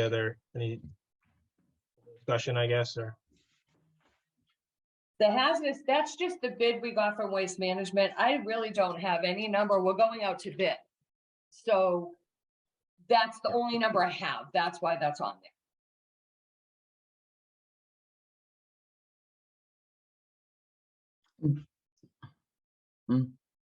Okay, all right, I'm hearing no other questions. Somebody want to make a motion? Sorry, go ahead, Cheryl. What about the trash collection disposal? Are we looking into different companies for that? Yes, it will go out to bid. We're looking into doing carts and using the trash bags for overflow. Okay. Will they accept the trash bags under a new contract? They will, only if they're next to a tote. Really? So you have to go, it's an all in, it's a cart. And then if you had a big party at your house and it doesn't fit, because we're not going to play trash can Jenga here. And so you buy the blue bag and that's your overflow trash. Right. But they won't go around and pick up blue bags randomly at houses. There has to be a tote there. Okay. Makes sense. Yeah, well, it proves you paid for the trash program, per se. Is that just for a limited period of time, I guess, or will that be? That'd be permanent. A lot of towns do the totes with the bags for overflow. Okay, that'll be built into like the contract and everything. Yeah, yeah, we're going to bid soon, right, Cody? Yeah, we're working on it. We've gotten a little bit of pushback from DEP, so that's held things up just a little bit, but we're working on getting out to bid. Is that going to increase our overall cost, I guess, though? Because it wasn't that part of the problem with the blue bags, was the liability, I guess, of the somebody getting out. Yeah, the workers' comp and Someone everything. getting out of a truck and Yeah. somebody getting hurt, and I thought the bags were going to go away, Nobody and now wants they're to not. pick them up. I guess, are we looking at it from both Gross. perspectives, I guess, to see if it's worthwhile to not have the overflow? I mean, as a citizen, I love the idea of the overflow, but at the same token, if it's going to cost, significant amount of money to do that, maybe there should be a cost benefit analysis just in that. I'm assuming that would come back and it'd be all part of the bid, what they do with it, but I know Brockton, Holbrook, Norwell, there's, They do that. most of the towns do that. Yeah, Yeah, just a thought, I guess, might not be a bad idea to get like, both. Quotes yeah. on both options, I guess, and then Mhm. evaluate it just to make sure it makes sense, I guess, and not being overcharged, But I guess. I guess I'm confused because I thought the totes were to get rid of the bags, not keep the bags. The totes are for the most part, yes, to get rid of the bags. But if we go with a smaller tote, we'd like to go with a 48-gallon tote, which is gonna hold 2 large trash bags. Then you would get into an issue where you just, you had a family cookout and you have 4 bags and they're not going to fit. Mm. You've got to give people the option to be able to get rid of that garbage. right. Okay, but then you're not mitigating the risk of someone getting injured by coming out of a truck to pick up a bag, which was the whole point of getting rid of the bag. That actually, what the whole reason was, nobody would bid on us. But the trash companies seem to, the few I've talked to have no problem with having, because it's not going to be every stop. I don't know how many people would have those extra Right. bags. But Right. Yeah. So it's not a risk then? no, I'm not saying. Well, it's just not- less of an occurrence, I think. It's less of, Yeah. But it's still a risk. Oh, yeah, Right. no, certainly, You yeah. For every haven't time they have to mitigated do the it. risk by keeping the bags. So you could say there's less of it, but it's still a risk. And if somebody gets hurt picking a bag up when they get out of their truck, then we have not saved ourselves any pain or heartache. Well, it wouldn't be us, Jim, so we'd contract, so. Yeah. it- So it's just so- it's the cost, the pass through of the cost. I guess that's what's driving some of the figures up. But if they have a workers' comp issue, that's going to be on them as a organization to, not us. or, yeah, not the town's responsibility there. It's just, that's an element that goes into the factor of the prices being, high. And I do think, that you hear the risk, and that's certainly a part of it, but a big part of it, to be honest, is they don't want to have to pay 2 guys in a truck. So Exactly. if they have the tote, it's one guy, and then if the guy has to get out every, 20 houses to grab a bag, it's still feasible for them to only have one guy in the truck. Where if Right. he's getting out at every house for bags, you got to have 2 guys, one to drive and one to do the bags. Well, currently, they only operate. Yeah, they with only have one person guy here in there now. Halifax. No, there's 2. No, every time Not they in come my and pick street. up my trash on Mondays, it's one Yeah. guy. He gets out of the driver's side. He picks the Right. trash up. Right. He gets back in it. I see him do it every week. Every week, yeah. I have 2 of mine. Wow. It's always a driver and somebody else. Mm. Yeah, I mean, these are just the things that they tell us. It saves them money, it saves them time. So even if it is one guy doing it now, it would be less time for them, versus the guy getting out. Yeah. Right. Mm. I was gonna say, it's not us, it's the companies that are doing this, not us. Right. They're the Oh. ones coming up with these policies. No, I understand that, Steve. We're just trying to understand the numbers here. So do we think that we have enough money with 361, 792 in there for household trash for fiscal year 24? If we go under a new contract and we're going to include overages for baggage? Yes, that was the price Waste Management gave us. To include the extra occasional bags from 10% or 20% of the population? Yes, it was $1 a bag they wanted. I can't imagine that we can't do it with that. And the more people we have on the program, the more money we make towards this contract. But, Yeah, because now we'll be competing with the private haulers with the Yeah. totes. That's the plan. And Waste Management's numbers take that into account to compete with the other half dozen companies that run around town. We're hoping that someone comes in with a lower price than Well, this. yeah, I understand that. That's why I'm just want to make sure we've got the number here. At 361. The problem is, that's the number they gave us, but we don't know how many people are gonna sign up on this program. We don't know what the the bids are gonna come in at. I mean, waste management is high, so my thought is it will come in lower, but I don't know.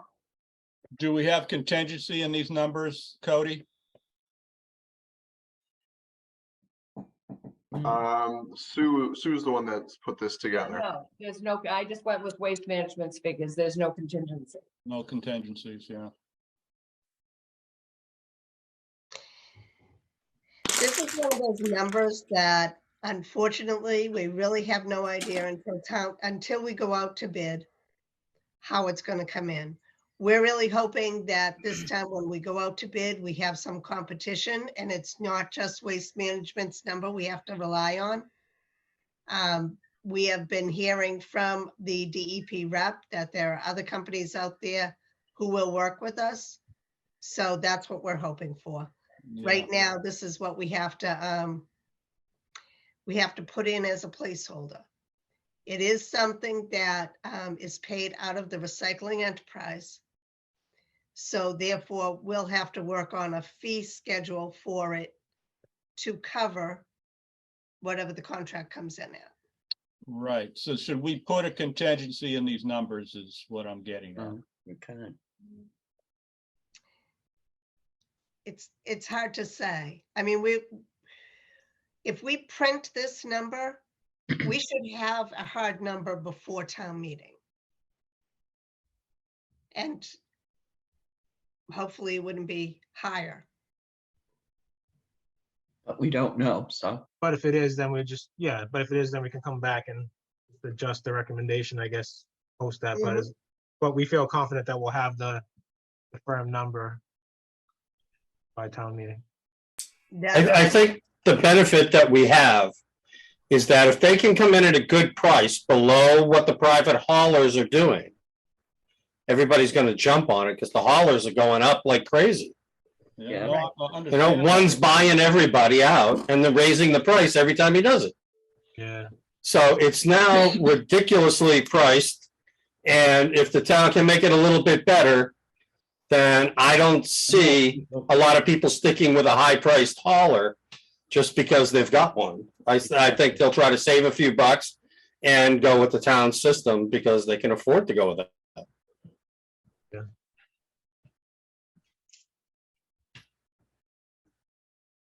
So I think it'll be a little more popular than we think it's going to be. I think so too. You know, under those circumstances, I would say it'll be popular. So I guess to Frank's point though, Cindy or Cody, I guess, does it make sense just to bump this number up slightly and then we give kind of blanket approval at a nice even number? It's just the number is so specific. We give it more of a rounded number, then that allows some wiggle room in case it comes up a little bit higher and we don't need to reconduct the vote, I guess. But what does everybody think Sure. about that? What are you looking at? Like 365 to make Yeah, it that's what I was easy? thinking, yeah. Just something.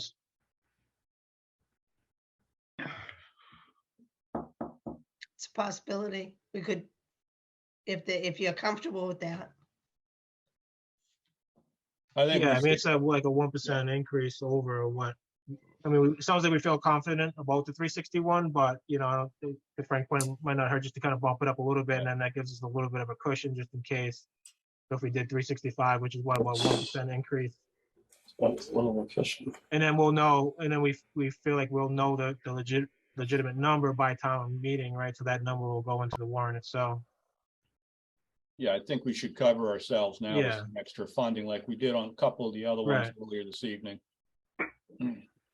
Yeah, and it'll just save us some pain of having to reapprove, I guess. If it's, Right. You know, whatever the number is, so it gives us a little cushion there. So I would, unless anybody disagrees or has a different opinion, I would say we go to, we vote on 365 flat, I guess, just as a approval to work with, in the negotiating process to, secure the contract. I agree with that. Any open discussion? I'm good with that. Yeah, I Okay, guess it makes sense. would somebody like to make a motion to approve the trash collection disposal? Budget line item 109 for 365,000. So moved. Thank you, Cheryl. Seconded. Thank you, Frank. Roll call vote, Michael, Yes. Jim, Yes. Jonathan, Yes. Frank, On the trash collection disposal, yes, 365. Cheryl, Yes. and myself is a yes as well. Motion carries. And then, so for the other, any other open discussion on 107, the general expense, and then 108, the hazardous collection? Are we good to vote on those?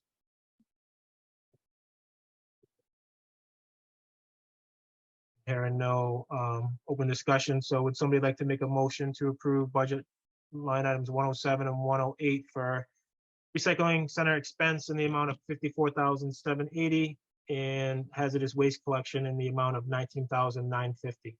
So moved. Second. Thank you, Michael. Thank you, Cheryl. Roll call vote, Frank, Yes, on the recycling expense, 54,780, and the haz waste collection at 19,950. Jim, Yes on 107 and 108. Jonathan,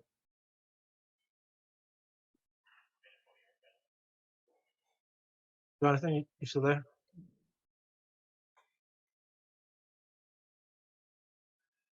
Jonathan's on mute. Michael, Yes. Oh, sorry about that. My call dropped. I'm here. oh, okay, did you hear the motion? I said yes, and then it dropped right after that. Was that what the same Oh, one? okay, yeah, we didn't collect the yes, or at least I didn't hear it, so I got you now. Okay, yeah, bad timing. Yes. Thank you, Jonathan. Sorry, I lost track of where I was at. So Michael, Yes. Cheryl, Yes.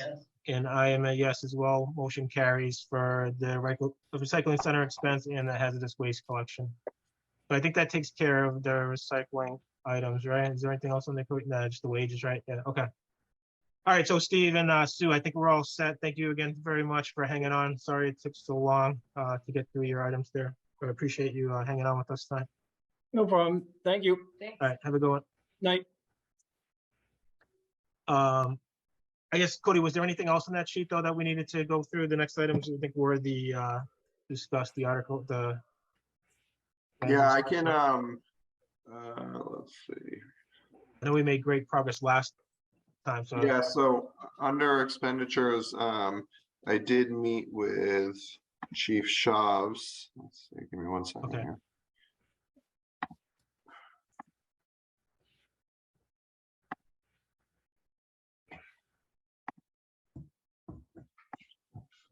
So I met with Chief Shavs and we reviewed his budget. So we were able to pare it down from his original request was this number here, the 1,649,816, with the inclusion of the new lieutenant's position and some overlap of the sergeant because one of the sergeants is retiring. So you know we'll have a few months of overlap for some training, and then this is also skewed to an extent because the sergeant that's retiring is due for a pretty large buyout of sick and vacation time. So that's also included in here. But this number would include the lieutenant's position, the sergeant, and what you'll hear at Wednesday night's wage and classification personnel is we would recommend just making lieutenant non-union or unclassified position, and it would be based on a contracted employee. And so the number we have in here is just a pretty solid estimate of what we would contract the lieutenant at. Okay. And that was the only other item in the police. The Council on Aging, Darlene did send in some revised, but she requested to be here. So I think, Todd, you had spoken with her about being here at the next meeting. Yeah. So we have her on the agenda for next meeting just to go through those line items as well as the school. So we'll kick off. So next meeting will be the school at 7:05. I think we have them down at, so we have a 7 PM start. So we'll look to just meet on Tuesday instead of Monday, right? So that way we're not having back-to-back meetings and we'll just cover everything in once, right? So we have the school coming in at 7:05.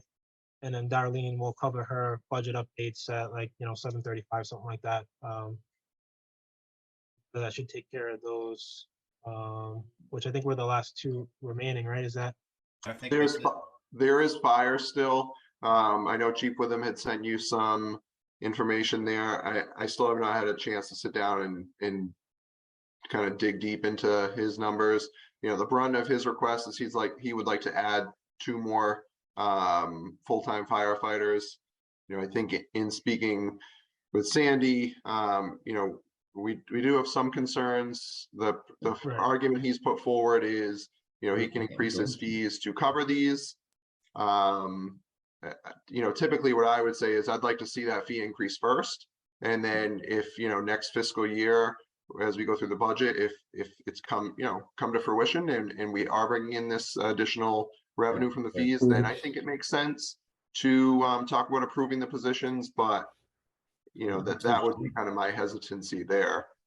But again, I agree with you 100%. Yeah, but I think the challenge for him is going to be it's a catch-22, right? He can't bring in the extra revenue unless he has the staff to support the other vehicle, right? Which kind of about half of his proposed increased revenue is actually just him increasing fees. Right. Oh, okay. And then there's a large portion that would result in having that second ambulance going, but there is still a pretty good amount that he could bring in through the fees. So it, you know, that it's just, I think, you know, we've made a commitment to fairly compensate our existing employees. So, you know, when the budget's tight, it's hard for us at least to make that argument, I think, of adding 2 new full-time firefighters. I think the police situation is a little different because we don't have any clear succession plan there, and you need a clear succession plan. Right. But, you know, to just bring on 2 new firefighters, it's kind of a hard argument to make at this point. Yep. No, agree totally. Yeah. Mm. All right. But So I mean, some of those will- are, yeah, some of those will be adjusted down because they're impacted by that, right? So by the addition, right? So they can expense or whatever. Mhm.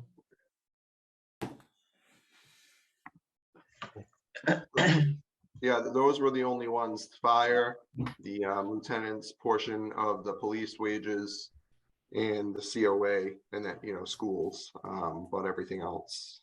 So have you gone back to the fire chief, I guess, then to rework those budget numbers, I guess, or we still need to do that, I guess? I haven't sat down with him, Okay. you know, to dive deep, but you think, you know, the chief knows where I stand and knows where Sandy stands. I've expressed my concern to him. Yeah, and I think I speak on behalf of the finance committee, unless, you know, anybody, you know, has a different opinion, so you can feel free to speak up, but I think, you know, we have the same concerns. So we're in agreement with you there.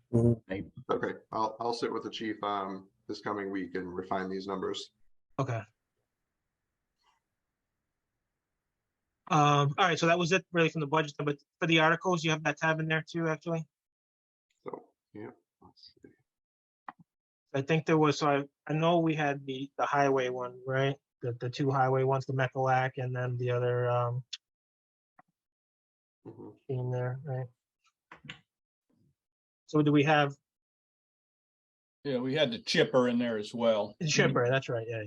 Okay. Yeah. Where is it? Oh yeah, 22. So yeah, 22 and 23. So everything's been approved above 22 and 23, right? So I don't know if you want to mark those in there. It looks like column G is where we had that last year, Cody, where we put like just recommendation or whatever. Yep, I'll add that column.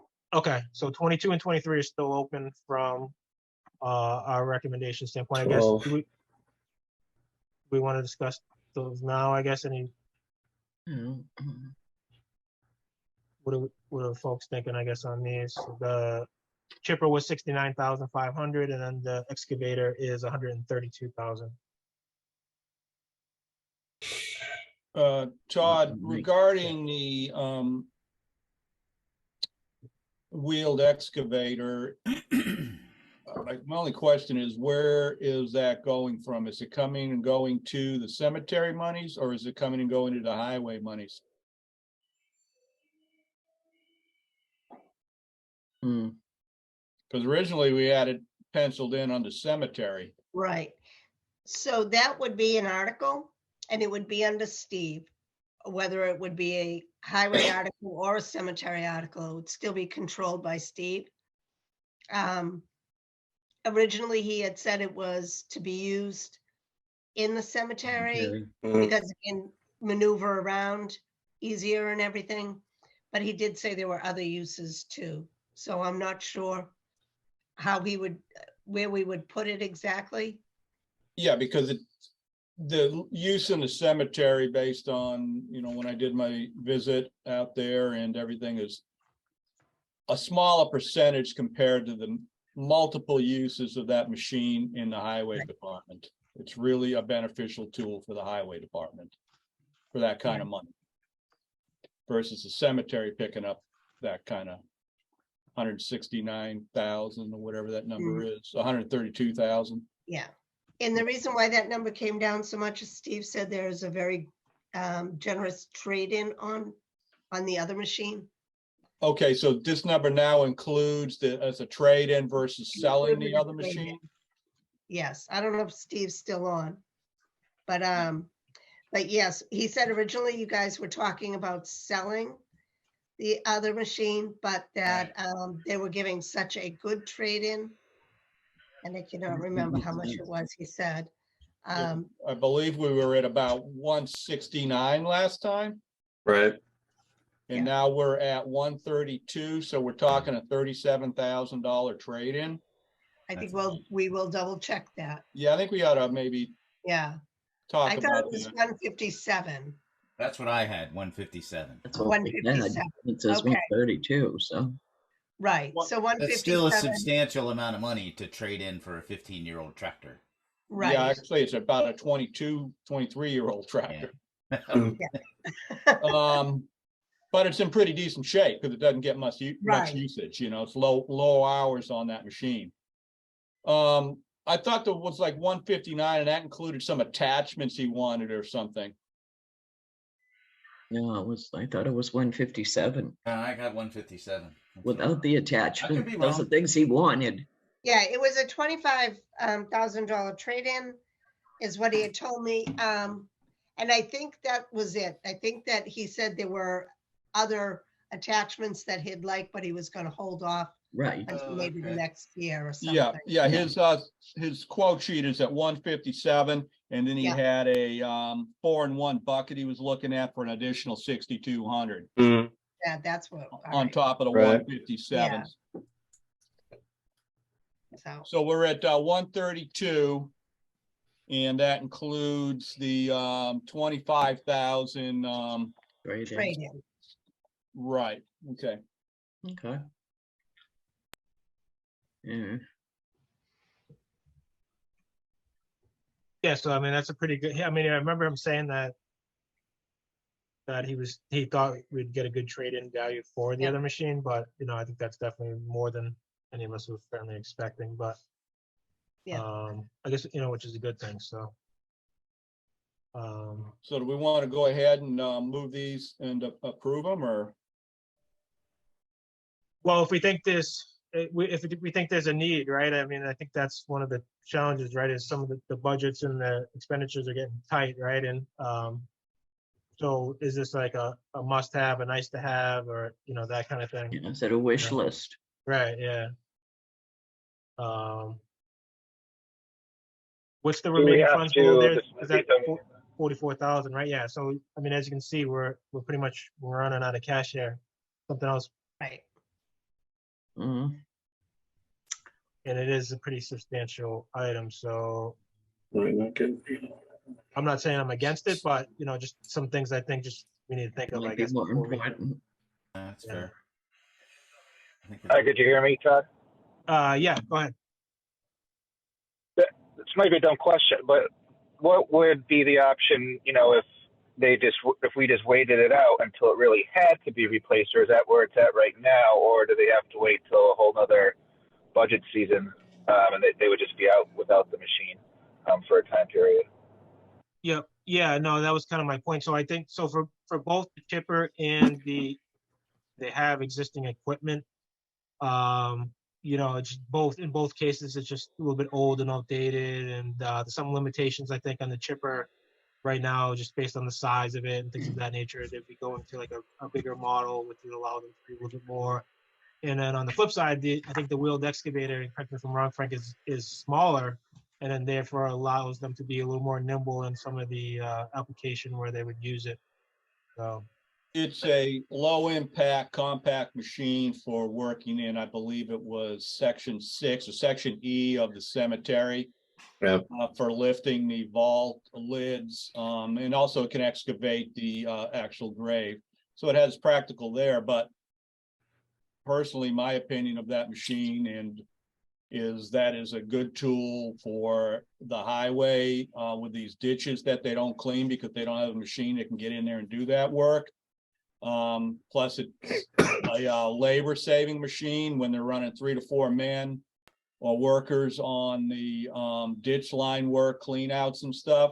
This can bring it down to 1, maybe 2 at the most to do that work. With a small department, it allows other things to be going on with a couple of other workers simultaneously around town or whatever it might be. So I think the benefit for me in this would be the wheeled excavator more so than the chipper. Whereas the chipper they have suffices for the most part for what they really do with it right now. But if we're going to be saving some money for other things, this is a couple of high ticket items that we need to kind of maybe walk through here. And we're just replacing these because they're old. Well, for the most part, I can speak more on behalf of the excavators, the old one and the new one. The old one's a 23-year-old machine that is way too small to do any work for the town. The machine realistically should have never been bought. I've spent my life working with heavy equipment and the efficiencies of machinery and sizing. And this other machine is much, much more of an efficient and workable machine for the town as a whole. okay. So is it like costing more to repair? Is it broken now and we're running up repair bills fixing it? They don't use it for the most part. It has very limited use because of its size. And its reach with the bucket and the arm on it. I saw the machine and I just couldn't believe that they had that machine in their inventories.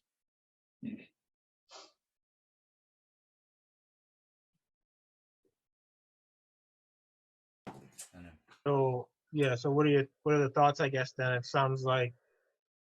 seems like the wheeled excavator then has much more practical use, I guess. And then as you mentioned, Frank, it allows them to kind of cut down on man hours and such to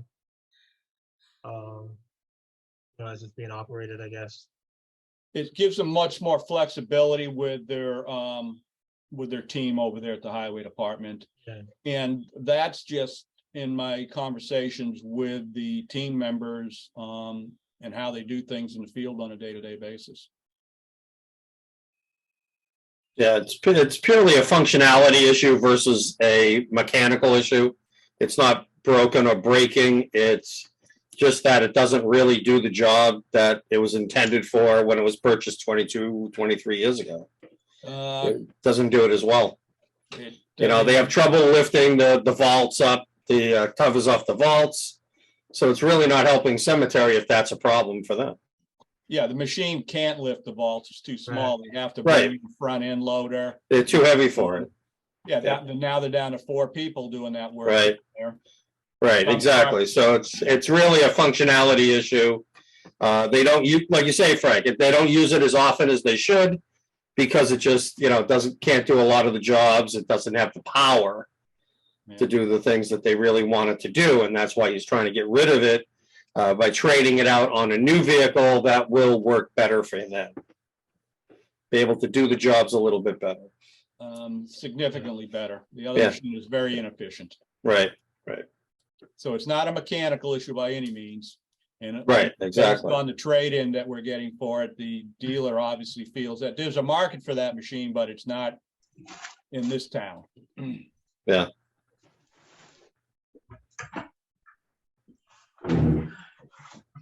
Yeah, so does it make sense then that maybe we look to approve the wheeled excavator, but then we ask them to hold off on the chipper until next year? At least we give them the more expensive item this year, which we know has more practical use as discussed. And then we can look to tackle the chipper next year. What I would like to try to do, get in position if possible, is like if we had like 100,000 left over, I think that would be a nice additive value to, like, look to move that into like the stabilization to start to prop that up. So, taking the 69,000 out of that would give us exactly that to do that. We're at Right. 44 now, so I think that would be a prudent decision, in my opinion. But happy to hear what others think. No, I agree. I agree. Yeah, I think that would be a good way to go. Okay. Any other open discussion on that at all? I guess in essence, it sounds fine. I would like to hear more about the other work that it can do, because I'm sure, or I'm not sure, unless we are working in Section E of the cemetery on a weekly basis, buying this for a twice, 3 times, 4 times in a 52-week period use is a lot of money to spend to be used 4 times. That's true. So Jim, I think the point, one of the points that he made was we have a number of detention basins in some of these neighborhoods that have to be cleaned out on a regular basis, as well as some swales on the sides of the roads. And this would be an ideal machine for that type of work. And that was one of the uses that he was hoping to get out of this machine as well. That's correct, Sandy. Talking to the crews down there, there's areas in town that they haven't touched in years because they don't have the equipment that can actually clean them out. Whether it's retention, swales, culverts, Right. Drainage, just a lot of areas that we have issues with water. Right. And with the new stormwater management Yes. regulations Yes. that we are required to clean a lot of these out more frequently than we were before. Yeah, so that's good to know, I guess. But I mean, I think Jim does make a good, I mean, we don't have to prove it tonight, right? There's no urgency to do it tonight, so maybe it makes sense. I think it sounds like we're in agreement with the chipper to defer that to next year. And we can take a vote on that in a minute, but maybe we go back to Steve and just ask him via email to put together a list of uses and the frequency that he expects to utilize that excavator. Does that make sense? And then, based on that response, we can maybe either decide to vote it in from there, or we could ask him to come back and just, talk through some of the items if we have, particular questions. That sound like a I good agree approach, with or- that. And Steve and I talked a little bit about utilization of that machine when we were Yeah. out there that day. And because I asked him that question about what his equipment utilization would be for a machine of that nature. Yeah. So Yeah, and just to have it documented in writing, I think certainly wouldn't be a bad idea, I guess, right? So just to Jim's point, just, making sure we're doing our due diligence and evaluating the cost here, because it is a large cost for that machine, which, so, yeah, let Steve speak on behalf of it. I know if I Okay. was there, I would be pushing hard for that machine. yeah. All right, so, I mean, I guess let's stay on this one, I guess, for the wheeled excavator. We don't need a motion, I guess, but, does everybody agree with that approach? I guess we'll go back to Steve, ask him and Cody or Cindy, I can draft them an email. Just asking them for the summary of usage and the frequency associated with each of those line items for this machine, just so we can get an overall sense of what we expect the hours of the machine operation to be and things of that nature. So, Yeah, I would prefer that. okay. All right, so let's do that. I'll drop them an email after when we end tonight's session, and I'll copy you guys all in there as well. So when he sends it back, we can just review the list, and then we'll discuss next week if we want to approve or have them back to, just to cover them, the items. But then on the highway chipper, I guess, does somebody want to? Or I guess we don't need a motion on that either, I guess, right? Because we'll just ask them to defer that. I guess any other thoughts on that though, or is that the unanimous decision, I guess, to defer the next year? I agree with that. Yeah, I agree. Okay. How do we want to communicate that? I guess Sandy and Cody, do you want me to include that in the email I send back to them, or do you want to do that separately, or what are your thoughts there? Yeah, I mean, you can let them know. I think it's reasonable. Right. We're tight Yeah. with cash and, Yeah. Okay. And he can choose to pull it from the warrant if he would like to this year and then put it on next year. He may choose to Right. leave it on the warrant Sure. so that Yeah. people know it's coming next year and he could pass it over at town meeting. Yep. Yeah. Or the town may decide to accept it, if they decide so, but, as well. So yeah, so there's no harm in that. So yeah, I'll just let them know then that we're looking to defer the chipper, but we would like to move forward on the wheeled excavator. As long as he can kind of just, illustrate, I guess, that, it will be utilized, I think as expected for the cost, I guess, there. So, all right, so that will cover those. And then what's the Gatsby study though? Can you remind me of that? I forget what that one is. Is that associated with the school? So Or? the Gatsby study, no, it's not with the school. It's an actuarial study that we're required to do every 2 years. Oh, okay. To figure the OPEB liability, Yeah. which yeah, is the okay. other post-employment Yeah. benefits for Yeah. our retired people. So it is a requirement by the state that we do it every 2 years. I did call the actuarial who has done all our reports for us. And he gave me that price. So that's the $7,300 price. Gotcha. All right. Any open discussion on that? Somebody. No, I like to- think No. we're good. I think we touched on that a little bit the last meeting, or meeting before as well. So I'm good. Okay. Would somebody like to make a motion to approve the Gatsby study, 7,300? So moved. Thank you, Michael. Is there a second? Second. Thank you, Cheryl. Roll call vote, Frank, Yes, on the Gatsby study. Mike, Yes. Jim, Yes. Cheryl, Yes. Jonathan, Yes. and myself is a yes as well. Motion carries for the Gatsby study. All right, so that just leaves then the 2 school items, right? I think everything else is covered for.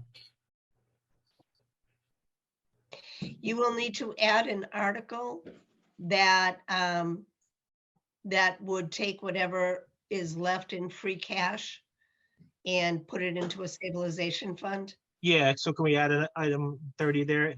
Cody, just like earmark or something for now, because we don't know that's really available, right? We have to just see how it shapes out, but earmark the 69,500 and or you can just put remaining funds, I guess, which we think is what, like 113 or Right. something? Yeah. We did that one other year. If you remember, we deferred that question to the end and then whatever Yeah. was left in free Like a cash. catch-all. Yeah. Yep. Yeah. And I think we should put that in the policy as just like well, we probably should have something more specific to say like a certain amount, like a percentage and or an amount as like a, something more specific, but we can work through that as we, in the coming months.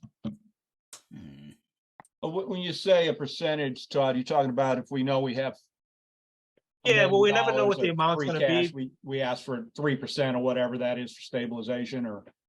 Yeah, we say something like, 10% of the stabilization or $10,000 or something to that, $100,000 or whatever, like whatever is, depend on, because the amount fluctuates. So like if we have and I'm just gonna make a crazy example, but if we had like $5 million in free cash, we don't want to put in our policy that we're only gonna move 100,000 over. So I think that's where the percentage comes in. In that case, we would like 10% would be 500,000, like, you know what I mean? So you kind of apply it both ways to account for the fluctuation in the free cash. So we'd look for a minimum with a Yeah, percentage. Exactly, yeah. Yeah, okay. The idea is, Todd touched on it earlier with financial policies.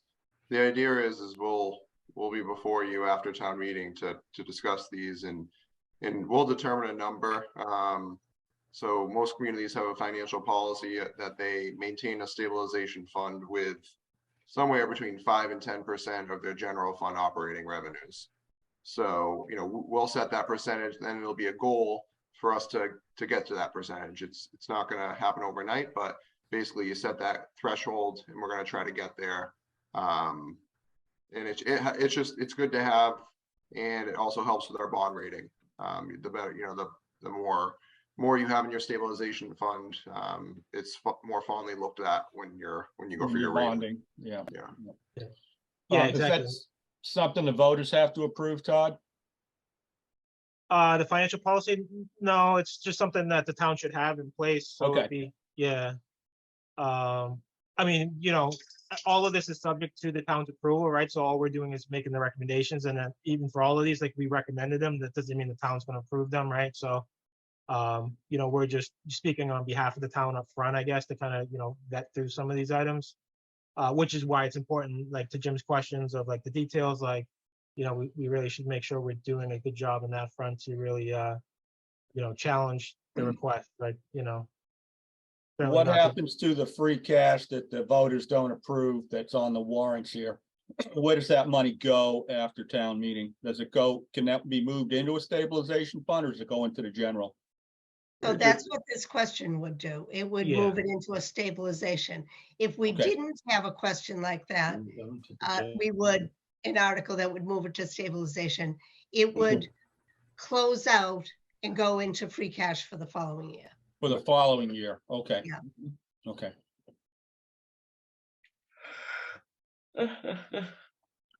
Yeah, so to the extent we could get this money moved into the stabilization fund, you know, build that up in case, you know, our rainy day fund, if you will, and also start earning some interest, you know, off of those funds would be, you know, a big benefit. But that's where, you know, the starting point is like Cody mentioned, that overall percentage, right? So we know we're significantly below that kind of, you know, normal rate, I guess. So that's where we want the policy to apply, to say like, if and when that's happening, you know, at a certain percentage, then that's what's triggering, like, okay, like that 10% or $100,000 annually or whatever to get us to that range. And then, you know, it doesn't need to continue in perpetuity, right? It's just to get to that percentage overall. So, so that's something we can work on. So I'll start a draft on that, like I said, after the town meeting, and then certainly, you know, we can hold sessions to go through that. I think that will be a big one to accomplish this year. If we can nail that down, then that'll be a huge accomplishment for the committee. And then I think the other one really we should hone in on is the transportation, right? So that's something I think we need to try to tackle as well, the special needs transportation there.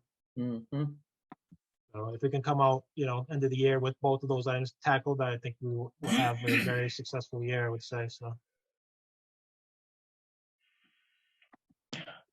All right, so then just moving down the agenda, so new town revenue suggestions. I didn't see anything specific come across in there, but I did, Cody, you shared the sheet with the fees, which was an older suggestion that's been in flight, I guess. I know that's still kind of a work in progress, but is the thought, I guess, to throw that into this year's, like, as an article, I guess, or something, or how do we? Or does that just get approved by the selectmen, I guess, or? Well, it's already all approved, so it's that was just compiled into one big list. Everything there. I thought I saw suggestions though to increase them, or those? Yeah, there's some proposed. Okay. Some of them have, I believe some of them have already been approved. And some of them will need to work through, but it would be on an individual, you know, they wouldn't approve it kind of in big picture. It would be more just the department would come forward with their proposed new rates, and then they'd go before the Board of Selectmen for approval. Okay, so that's something we can do after the town meeting. There's no rush, right, to squeeze anything into it. It has to go to the town in any regard there, right? Correct. Okay, all right. All right, so that I guess maybe we'll tackle that first, I guess, once hopefully that sheet will come together in the next couple of weeks, and then we can look to start looking at those fees and get that in place. The sooner the better, right? Because then we can start collecting more revenue off of that. And then we'll work on some of the other items, I guess, mentioned, so. Does the selectmen approve the two enterprise fund rate increases as well, Cody, or who approves those? The water department and the recycling center's fee rates. The water would be the water commissioners would be approved, and recycling, I'm not, typically enterprise funds they don't need approval from the Board of Selectmen because they're their own, their own entity ultimately. I Okay. haven't already approved this. Mhm.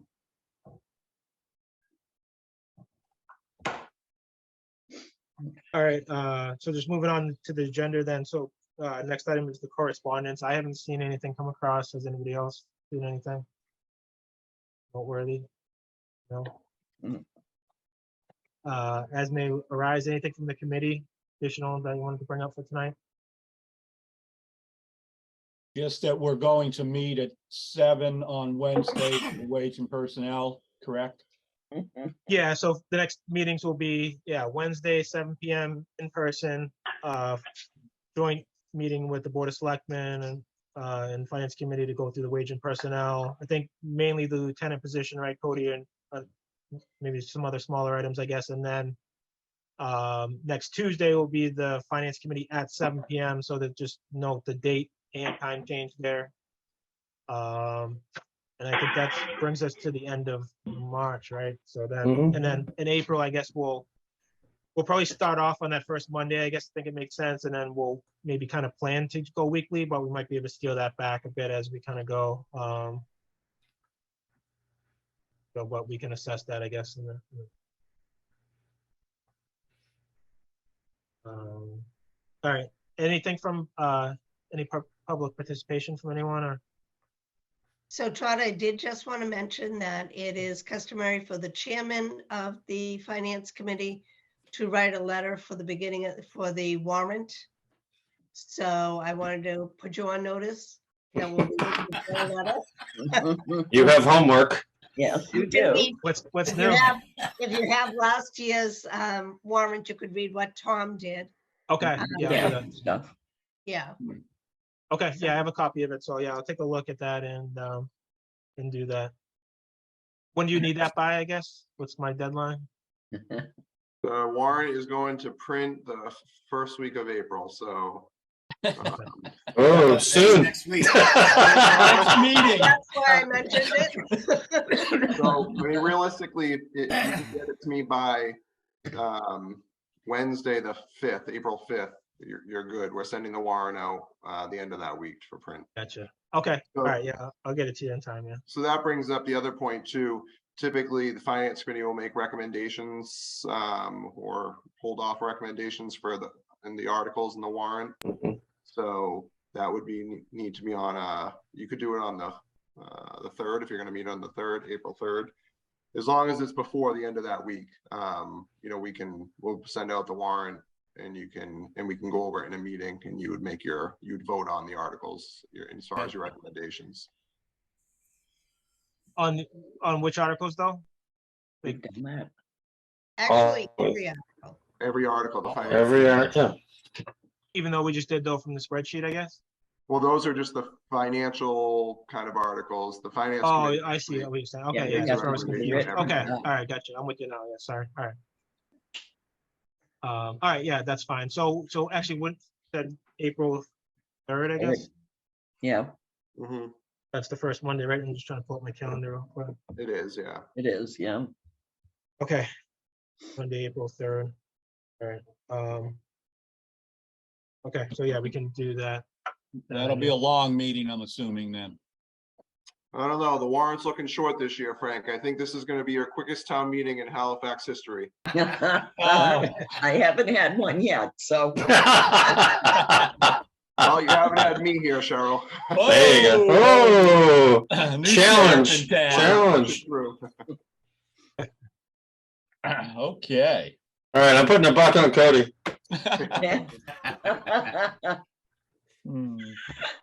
I'll take some of that action, Mike. All Well, that'll be good. I know the residents will like that. Yes, Yeah. Mm. assuming 100 show up, yes. Oh, yeah, that's the other. That seems to be the thing that slows it down the most, Yes, it does. Yep. waiting for them to show. All right, thank you, Sandy and Cody, for that. I guess anything else from anyone? That's it. Or John?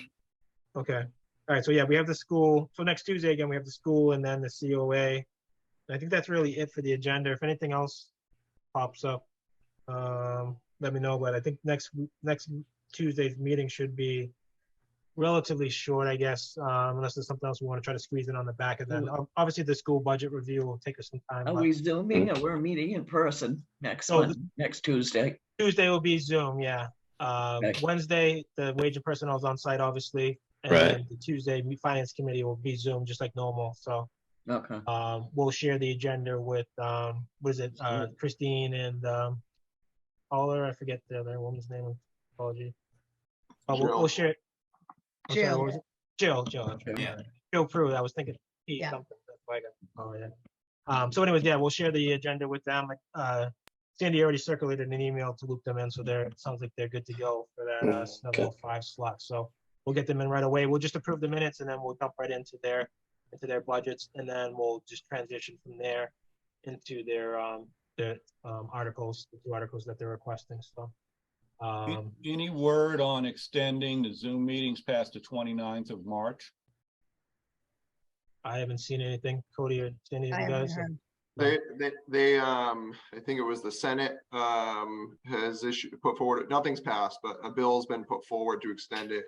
One thing to note is the COVID emergency will end in Massachusetts. So that is all of the provisions that were enacted as a result of the COVID emergency. So if they don't do a bill, then it will stop, because they have announced that the COVID emergency will end. So, but we'll see. I think they'll extend it. Doesn't the emergency end May 11th or something of that nature? That's the federal COVID And I ends thought May the 11th. Yeah, state but I tied thought their, Mara Healy went right in with that. yes, Yeah. tied Yeah. the same date, I think, yeah, May 11th. So we have at least till then, maybe. Yeah. Yep. Yeah. Okay. Hopefully. Okay, all right, great. If there's nothing else, I guess, would somebody like to make a motion to adjourn? So moved? Did we get the public participation? Yes. Yeah, did? there was Okay. nobody chimed in, so. Motion to adjourn? So moved? Thank you, Michael. Thank you, Cheryl. Roll call vote, Frank, Yes, to adjourn. Michael, Yes. Cheryl, Yes. Jim, Yes. and Jonathan, Yes. and myself is a yes. Motion carries at 8:10 PM. Thank you all for Very good. joining tonight. Hope you all have a great night, and talk to you on Wednesday, I guess.